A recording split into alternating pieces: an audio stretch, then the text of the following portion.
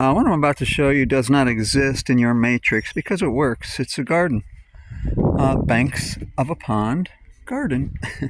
Only place in the history of mankind you want to put your garden. Doesn't look like much space, does it? You plant a tomato here, just let it drape itself over the bank there. Over the bank there. See the bird's nest fence? That's 300 tons going down that way. I evolved and made it look a little better there, but that's a compost bin. People are burning their, clearing brush to build a farm, and they burn this. I put it there. Now I got a fence that lasts 100 years. I spent all day yesterday wearing through a pair of leather gloves, tearing out a quarter mile of the neighbor's barbed wire fence over there.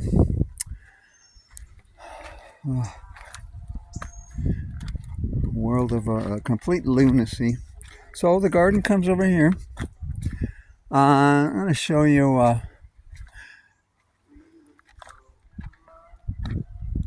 the end all to all gardening can be spelled in one sentence. It's nothing more than put down mulch. See that forest and these beautiful trees? All they do is drop mulch in the fall. They don't fertilize. And the other thing I do is I rot weeds in rainwater. It turns black and rich, and then I just throw it there. Don't go do not buy into the word compost or how to make it, or just throw the leaves on the ground, and that's nature's gardener. You're not going to beat that guy. I want to show you how to build a pond. Well, turn it into a food factory. So we already figured that out. And yeah, there's fish in there.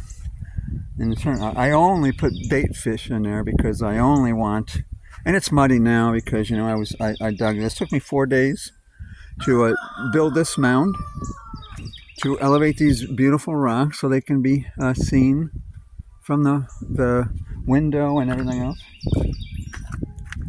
See? Rather than just putting on the bank like that, I would have, see what I mean? A little extra, don't don't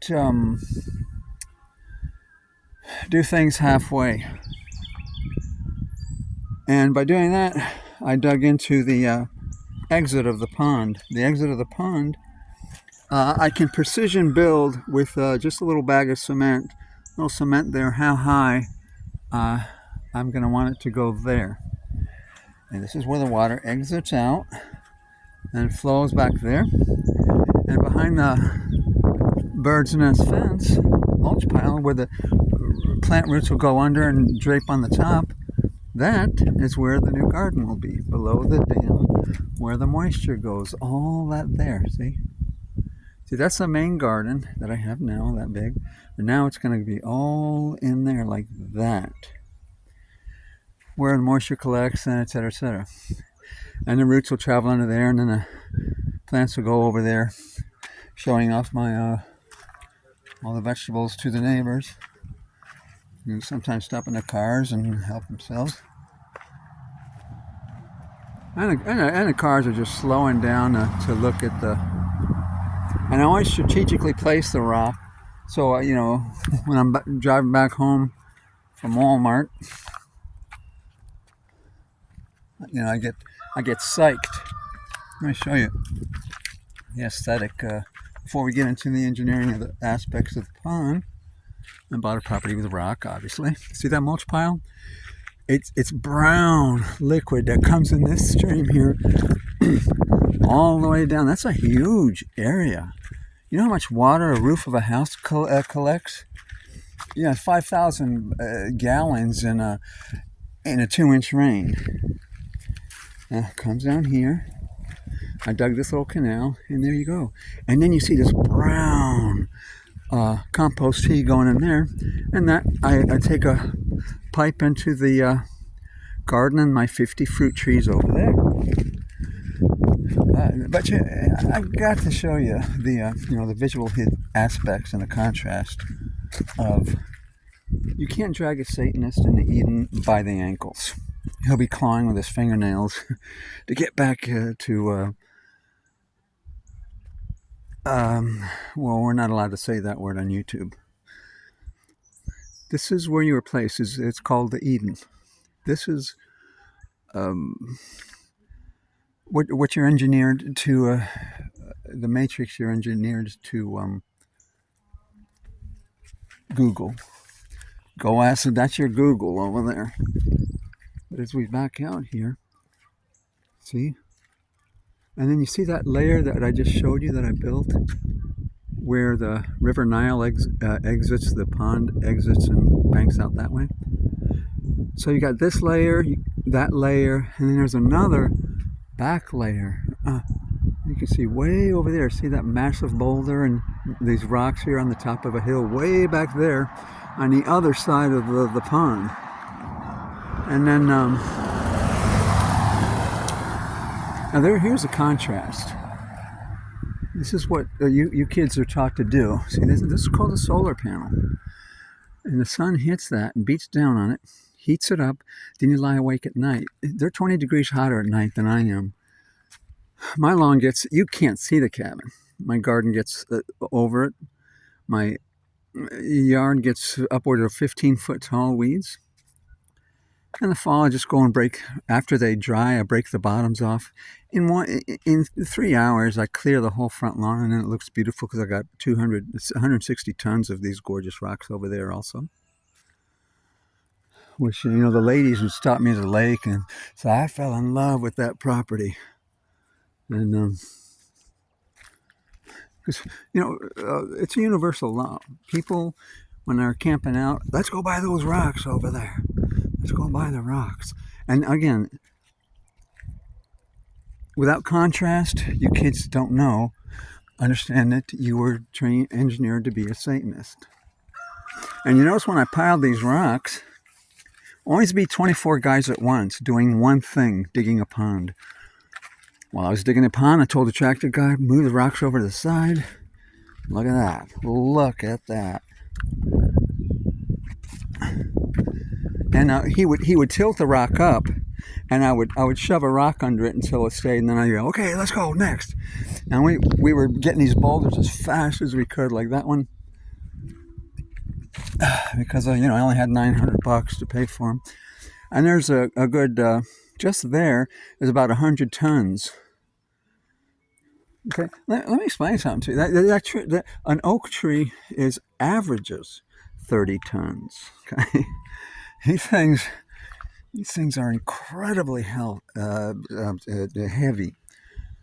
And okay, so you're going to be 24 guys at once. So in other words, when this took me 4 days just to dig that front, just to assemble that front bank with this here, 4 days. And by taking the rock only from here, I was smart because I increased the volume of the pond, which goes up all the way to up there. So I was doing many jobs at once. I was engineering my exit, where I told you the water exits out, while I built that beautiful thing there, so in the platform rocks are nice when you're there in person, and some of them you want to stand up like this one, to exploit the view. But you see, it looks natural. Not so much now, but when the vegetation starts growing here, it'll just And if I had not known how to make things look natural, this don't happen automatically. That's something,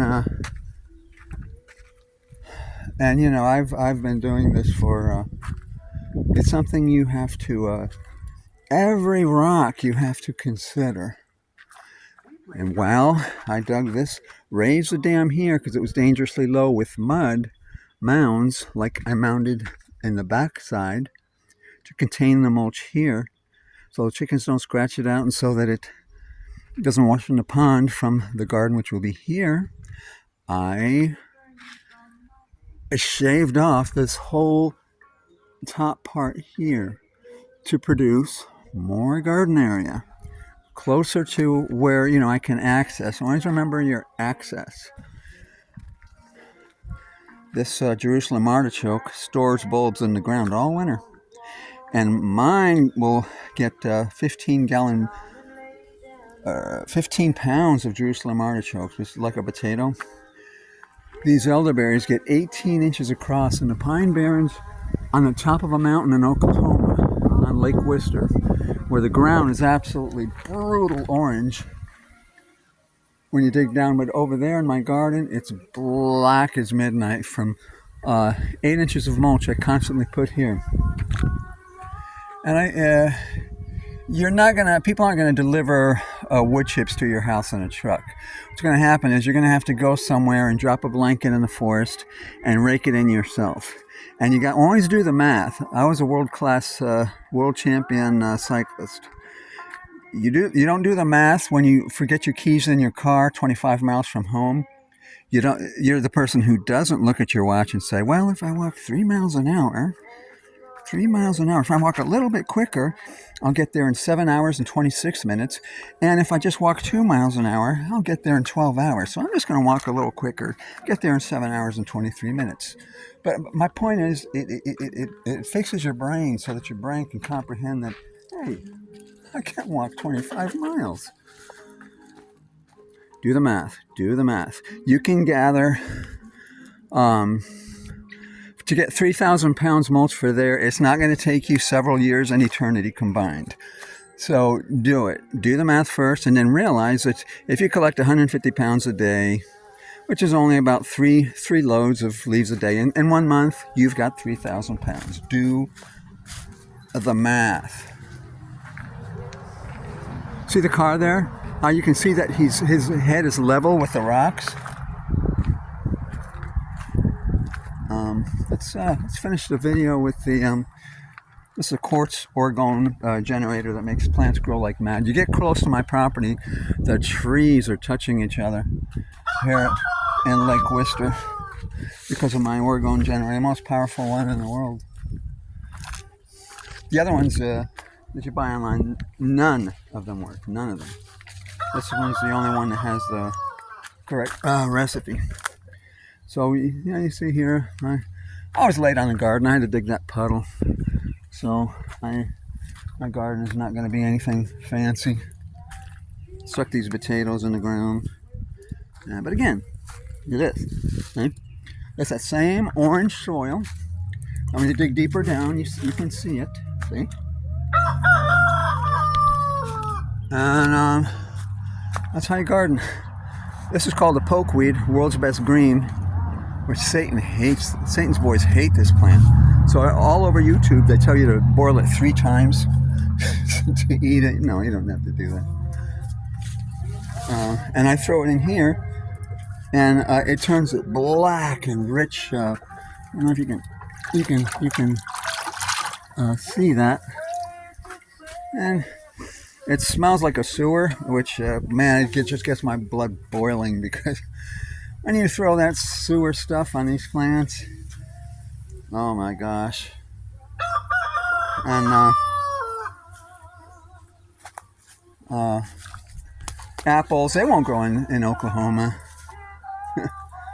This is the Pine Barrens of Oklahoma, which is, forget it. And I got apples. What did I do? See?